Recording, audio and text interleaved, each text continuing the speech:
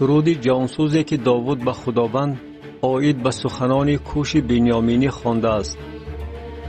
خداوندا خدای من، به تو پناه میبرم، مرا از همه تعقیب کنندگانم نجات ده و خلاص کن.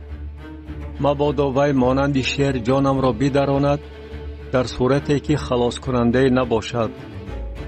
خداوندا خدای من، اگر این کار را کردم، اگر از دستم ناانصافی به عمل آمده است، اگر به دوستم بدی کردم و خصمم را ته دست راندم، بگذار دشمن جانم را تعقیب نماید و مرا دستگیر کند و حیاتم را به زمین یکسان کند و جلالم را به خاک زند. سیلا. ای خداوند، در غضب خود برخیز، بر ضد بدخشمی خصمهایم قیام کن.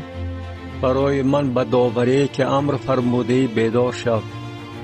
انبوه قبیله ها در گرد تو جمع خواهند آمد، بر آنها به افراز برگرد.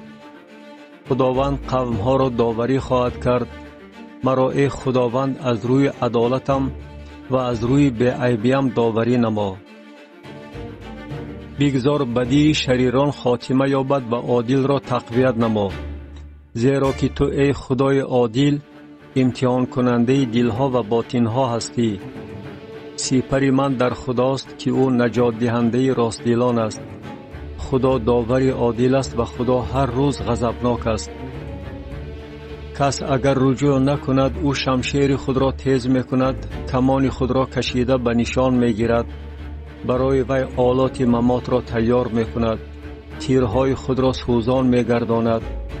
اینک وی تخم بدی را کاشت و خباثت حامله شد و کذب را زاید. چقوره کند و آن را چقور کرد و به چاهی که کند خودش فرو غلطید. خباثت وی بر سرش خواهد برگشت و ظلم وی بر فرقش خواهد افتاد. خداوند را از روی عدالت او حمد میگویم و اسم خداوند تعالی را میسرایم.